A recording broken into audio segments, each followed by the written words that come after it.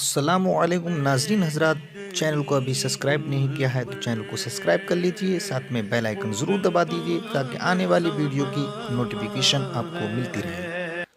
सहरी में इन चीज़ों का ख्याल करें कि आका करीम सल्लल्लाहु अलैहि वसल्लम ने इरशाद फरमाया, सहरी में ताखीर करो, इफ्तार में जल्दी करो। और सरकार सल्लल्लाहु अलैहि वसल्लम ने फरमाया, सहरी में अल्लाह अज़्ज़ व जल्ल ने बरकत रखी है। और खुद हुजूर सल्लल्लाहु ताला अलैहि वसल्लम सहरी के वक्त की दुआ के हवाले से फरमाते हैं कि वो वक्त दुआ की कबूलियत का वक्त होता है। इसीलिए औलिया किराम अलैहिमुर रिज़वान की शान जब बयान की गई कुरान मुक़द्दस में, तो आप जानते हैं उनके हवाले से फरमाया गया कि वो सहरी के वक्त इस्तिग़फ़ार करते हैं, सहरी के वक्त अल्लाह की बारगाह में मग़फ़िरत की दुआएं करते हैं। वल मुस्तग़फ़िरीन बिल असहार, ये कुरान मुक़द्दस में आया है। उस वक्त जो भी दुआ करें अल्लाह दुआओं को कबूल फरमाता है। मग़फ़िरत की दुआ करें, मग़फ़िरत की दुआ कबूल होती है। और जो भी जायज़ दुआएं करें वो दुआ की कबूलियत का वक्त होता है। सहरी में इंसान बहुत सारा खा लेता है, इससे भी ख्याल फरमाएं कि आप अपने पेट में गुंजाइश रखें और ऐसी हर चीज से खाने से परहेज करें जिसके खाने के बाद आपको सहरी के बाद दिन भर तकलीफ के अंदर गुजारना पड़े, बल्कि आप बहुत लाइट खाना लें। और खुद हुजूर सल्लल्लाहु अलैहि वसल्लम जिस तरह से इफ्तार में खजूर का इस्तेमाल फरमाते थे, वैसे ही आकाए करीम सल्लल्लाहु अलैहि वसल्लम सहरी में भी खजूर का इस्तेमाल फरमाया करते थे कि इसकी वजह से आपको दिन भर ताकत रहेगी और आप अच्छी तरीके से अपना दिन गुजार सकेंगे। दूध का इस्तेमाल करें और इसी तरीके से आप शरबत का इस्तेमाल करें कि जो आपके पेट को ठंडक पहुंचाए और तकवीयत अता फरमाए। अब दिन भर सोकर नहीं गुजारना, आपको सहरी हो गई, आप फजर की नमाज कोशिश करें जमात के साथ अदा करने की। जमात के साथ नमाज अदा करने के बाद कुछ तिलावत करें और फिर उसके बाद जाकर के आप थोड़ा सा आराम करें और फिर दिन भर की जो नमाजें हैं, ज़ोहर की, असर की, मगरिब की, आप उसे अदा करें। एक चीज का खास तौर पर ख्याल रखें कि माह रमजानुल मुबारक में सेठ हजरात, वहां भी सेठ ही नजर आते हैं। उनका मामला ये होता है 11 बजे दुकान पर पहुंचेंगे, ज़ोहर की नमाज के बाद सोने के लिए चले जाएंगे।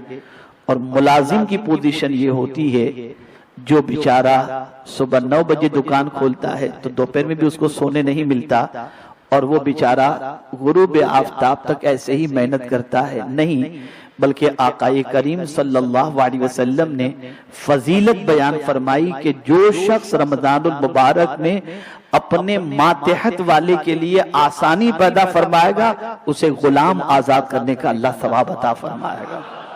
तो आप अपने मुलाजिम को भी दोपहर के अंदर रोजे की हालत में 1-8 घंटा आराम के लिए भेज दें ताकि उसकी भी तबीयत थोड़ी सी फ्रेश हो जाए और उसे भी राहत नसीब हो, इसलिए कि वो भी रोजे से है।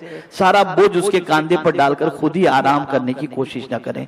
कभी ऐसा होता है कि बहुत सारे ऐसे लोग होते हैं जिनके यहाँ एसी का इंतजाम नहीं होता, पंखे का इंतजाम नहीं होता और गर्मी शदीद होती है और शदीद गर्मी की वजह से वो परेशान होते हैं कि हम किस तरीके से रोजे की हालत में अपने वजूद को ठंडक पहुंचाएं। तो आकाए करीम सल्लल्लाहु ताला अलैहि वसल्लम जब शदीद गर्मी के मौसम के अंदर माह रमजानुल मुबारक आता तो मेरे आका सल्लल्लाहु अलैहि वसल्लम की आदत करीमा ये थी कि सरकार सल्लल्लाहु अलैहि वसल्लम सिर्फ तहबंद पहने रहते और सरकार सल्लल्लाहु अलैहि वसल्लम पतला कपड़ा पानी से भिगाकर अपने जिस्म पर सरकार सल्लल्लाहु अलैहि वसल्लम उसे ओढ़ लेते, जिससे आकाए करीम सल्लल्लाहु अलैहि वसल्लम को ठंडक मिला करती। तो अगर किसी की पोजीशन ऐसी है कि उसके यहाँ कोई एसी का इंतजाम नहीं है, पंखे का प्रॉब्लम है या पंखा है भी लेकिन गर्मी शदीद महसूस हो रही है, तो इस तरह से अपने घर में करना, ये भी मेरे आका सल्लल्लाहु अलैहि वसल्लम की सुन्नत मुबारक है। मेरे प्यारे आका सल्लल्लाहु ताला अलैहि वसल्लम के प्यारे दीवानों, आप अपना एक मामूल बना लें कि माह रमजानुल मुबारक में फज्र के बाद मैं इतनी तिलावत करूंगा, ज़ोहर के बाद इतनी तिलावत करूंगा और उसके बाद आप तरावी के बाद یا سحری کے وقت آپ اتنی تلاوت کریں گے. ایک معمول بنا لیں, کم از کم 2 قرآن مقدس ختم کرنے کا آپ ارادہ کریں کہ یہ میرے آقا صلی اللہ علیہ وسلم کی سنت مبارکہ ہے. آقا کریم صلی اللہ تعالی علیہ وسلم ماہ رمضان المبارک میں خود ایک قرآن ختم کرتے تھے اور ایک قرآن مقدس جبریل امین علیہ الصلوۃ والتسلیم سے سنا کرتے تھے. تو قرآن مقدس کی تلاوت آپ کثرت سے کریں, اس لیے کہ نزول قرآن کا مہینہ ہے ماہ رمضان المبارک. بہت سارے لوگ ماہ رمضان شریف کی آمد پر افسردہ ہو جاتے ہیں. یار اب بھوکا رہنا پڑے گا, اور پھر سوچتے ہیں یار ایک دن ڈیلے ہو جائے, 29 کی بجائے 30 کا چاند نکلے تو کیا ہی اچھا ہو. تو یہ میں سمجھتا ہوں کہ ایمان کی کمزوری کی علامت ہے. میرے آقا صلی اللہ علیہ وسلم تو ماہ رجب سے رمضان کی آمد کا انتظار کرتے تھے, اور اس وقت سے سرکار صلی اللہ علیہ وسلم دعا کرتے تھے. بلکہ ہمیں بھی چاہیے کہ اللہ ہمیں جلدی سے ماہ رمضان نصیب فرما دے. یہ تڑپ ہمارے دل میں ہونی چاہیے, اس لیے کہ اللہ رب العزت جل جلالہ ہمیں عبادت کا موسم عطا کرتا ہے, اور موسم اس طریقے سے کہ شیطان کو قید کر کے ہمیں پروردگار عبادت کی توفیق عطا فرما دیتا ہے. تو میرے پیارے آقا صلی اللہ تعالی علیہ وسلم کے پیارے دیوانوں, ان چیزوں کا خیال رکھنا چاہیے. افطار بھی کرائیں کہ اس کی بھی بہت فضیلت آقا کریم صلی اللہ علیہ وسلم نے بیان فرمائی. روزے دار کو کھانا کھلائیں, پیٹ بھر کر کے کھلائیں, اس کا بھی ثواب آقا کریم صلی اللہ علیہ وسلم نے بیان فرمایا.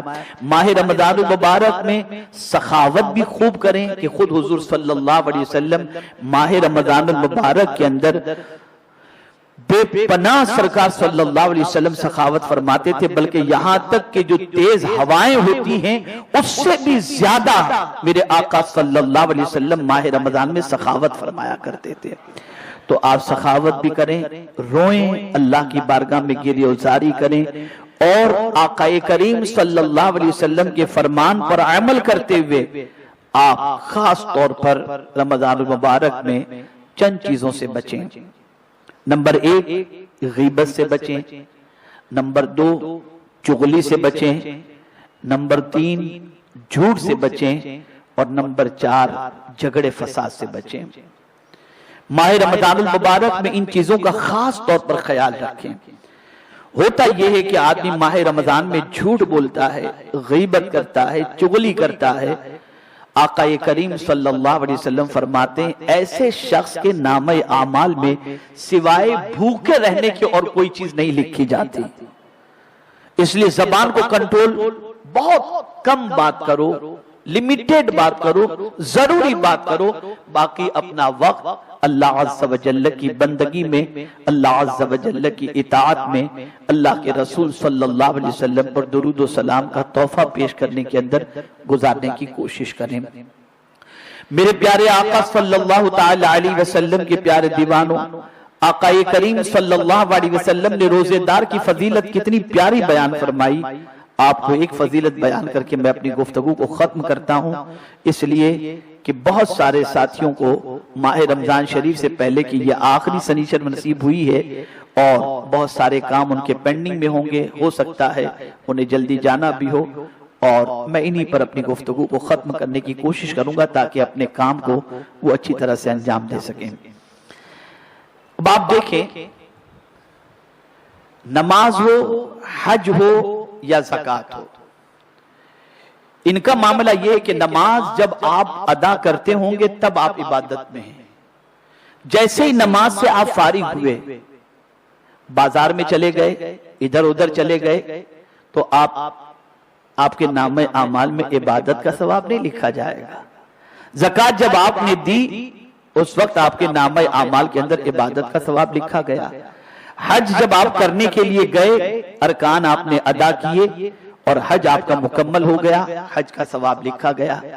لیکن قربان جائیے ماہ رمضان المبارک کے روزے کی عظمت پر کہ اللہ اکبر, روزے دار تسبیح بھی نہ کرتا ہو, تلاوت بھی نہ کرتا ہو, نماز بھی نہ پڑھتا ہو, لیکن اگر سویا بھی ہے روزے کی حالت میں تب بھی اس کے نامہ اعمال میں عبادت کا ثواب لکھا جاتا ہے.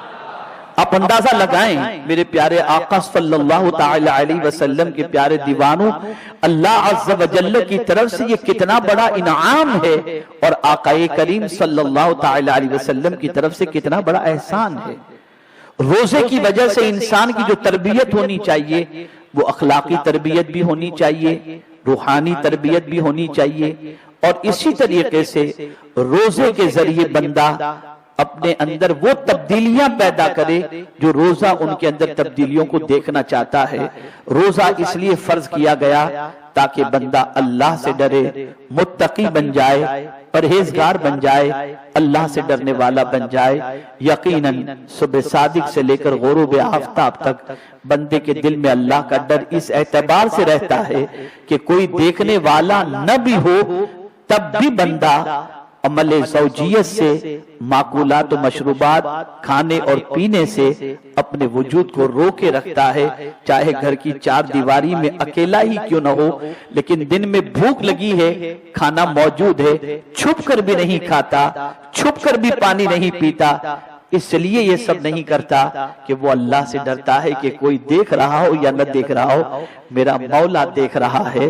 اسی طریقے سے بندے کو چاہیے کہ ماہ رمضان شریف کہ روزے جو فرض کیے گئے ہیں وہ متقی بنانے کے لیے فرض کیے گئے ہیں، تو ماہ رمضان المبارک کے گزر جانے کے بعد تقویٰ کا یہ عظیم سرمایہ انسان کے پاس ہونا چاہیے، اور یہ تصور ہمیشہ کے لیے ذہن میں نقش ہو جائے کہ ماہ رمضان کے گزر جانے کے بعد بھی انسان اگر کوئی کام کرتا ہو تو یہ تصور کرے کہ کوئی دیکھ رہا ہو یا نہ دیکھ رہا ہو، میرا پالنہار حقیقی دیکھ رہا ہے،